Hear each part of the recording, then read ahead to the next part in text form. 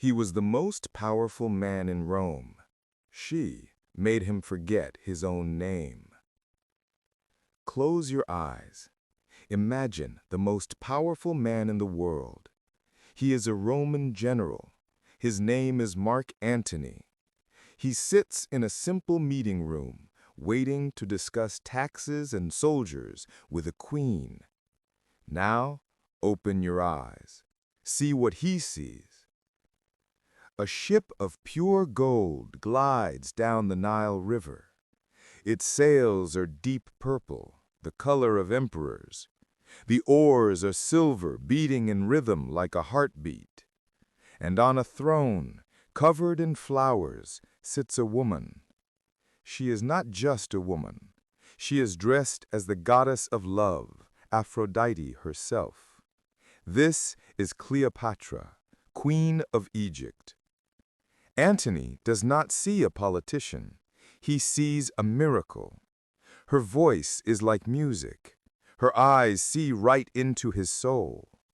In one moment, the meeting about power becomes a moment of passion. Antony is a man of war. He knows battle plans, not poetry. But for her, he wants to learn. He asks her, "Tell me about Egypt." She smiles. She tells him stories of the Nile, of pyramids, of gods. She doesn't ask for his help. She offers him a new world. That night, they do not talk about politics. They talk about life. They talk about dreams. Antony, the great Roman general, forgets about Rome. He forgets about his duties. He only sees her. Learning English opens new worlds to you, just like Cleopatra opened a new world for Antony. Every new word is a step into a new life. He came to conquer a kingdom, but that night the conqueror was conquered. Who is this woman who can make Rome's greatest general forget his empire? You are Cleopatra. The people of Egypt cheer for you. They believe you are the daughter of their gods. You love them and you rule them with all your heart. But you carry a secret in your blood. You are not Egyptian by blood. Your family, the Ptolemies, came from Macedonia in northern Greece. They ruled Egypt for 300 years. You are by blood Macedonian Greek. You speak Greek in your palace. You read Greek philosophy, but your soul is Egyptian. You are the first in your family to learn the Egyptian language. You adopted their gods, their culture, their people. This secret makes you powerful. You understand two worlds, the Greek world of ideas and the Egyptian world of magic and tradition. You use all of it to protect your country from the shadow of Rome. Now you have met Antony. You see a man tired of Roman lies. You see a man who wants passion, not just power.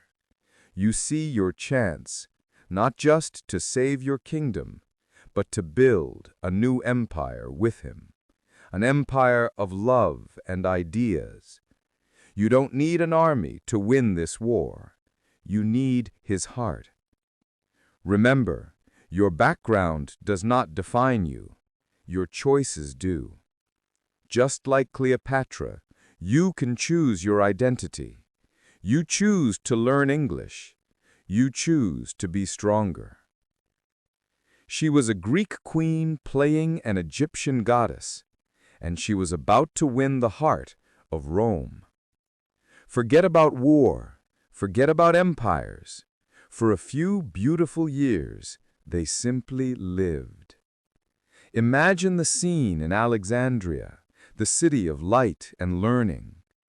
Antony and Cleopatra created their own world. They called it the Society of Inimitable Livers, a club for those who knew how to truly live. See them in your mind. Antony throws away his heavy Roman armor. He wears comfortable Egyptian clothes. They listened to poets and scientists in the great library. They walk through the streets, not as a ruler and a general, but as a man and a woman in love.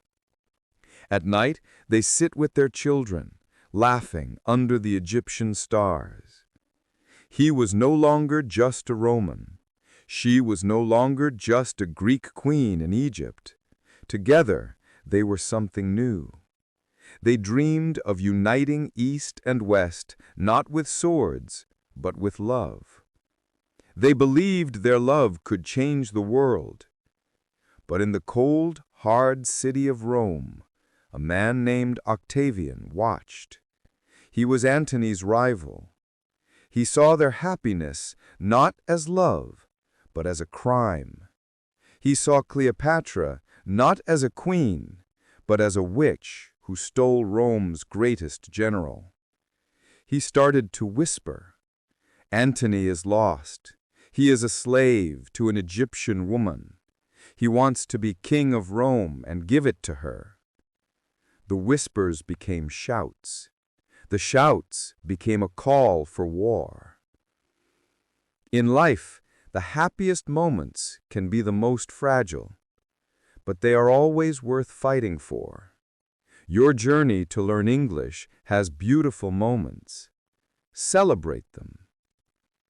They built a dream world of love and laughter, but a shadow from Rome was coming to destroy it all.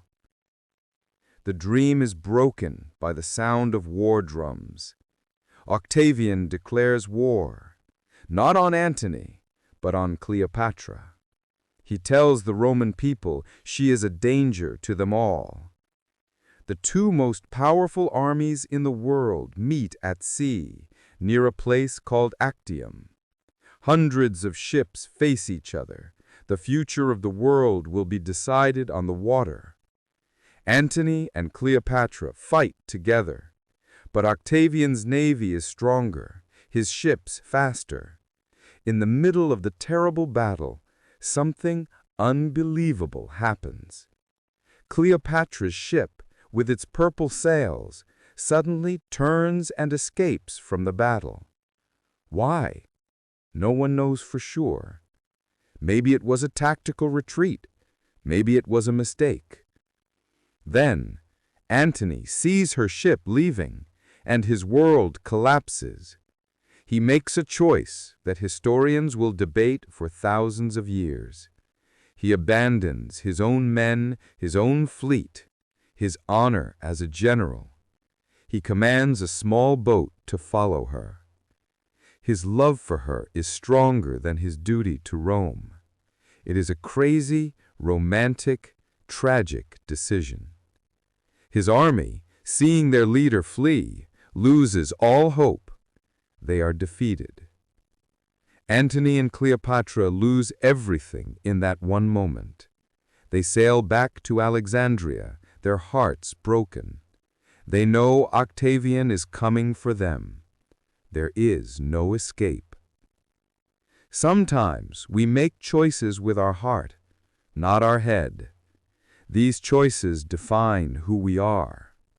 There is courage in following your heart, even when you lose. He chose love over an empire. Now, the empire was coming to take everything. The end comes quickly. They are inside her great tomb, a strong, beautiful building. Outside, they hear the enemy army. They know it is over. A terrible rumor reaches Antony. It says, Cleopatra is dead. His world shatters. He believes it. He decides he cannot live without her. He falls on his own sword, a Roman death. But he does not die immediately. His soldiers carry him, bleeding, to Cleopatra's tomb. She is alive. She opens the heavy doors and sees him dying. She holds him in her arms. His last words are for her. Then he is gone. Now, Cleopatra is alone. Octavian wants to capture her. He wants to take her to Rome, to chain her and to parade her through the streets as his trophy. For a queen, this is worse than death. She makes her final choice.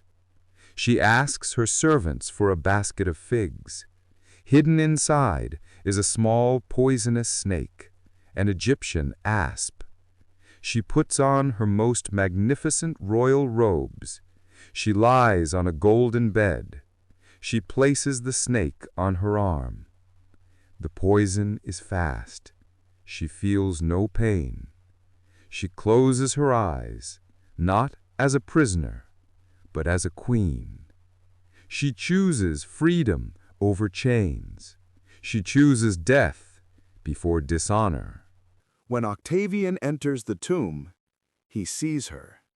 She is peaceful, powerful, and free. He cannot show her to Rome. He has defeated her, but he could never conquer her. The story of Antony and Cleopatra is a tragedy, but it is also a story of incredible courage. It teaches us that love and freedom are the most powerful forces in the world, more powerful than any empire. Your journey to learn English is also about freedom, the freedom to connect, to understand, and to share your own story with the world. Every word you learn makes you stronger, just like Cleopatra. Believe in your power. Your story is just beginning. They lost their empire, their lives, everything. But they won eternity, because love stories never truly die.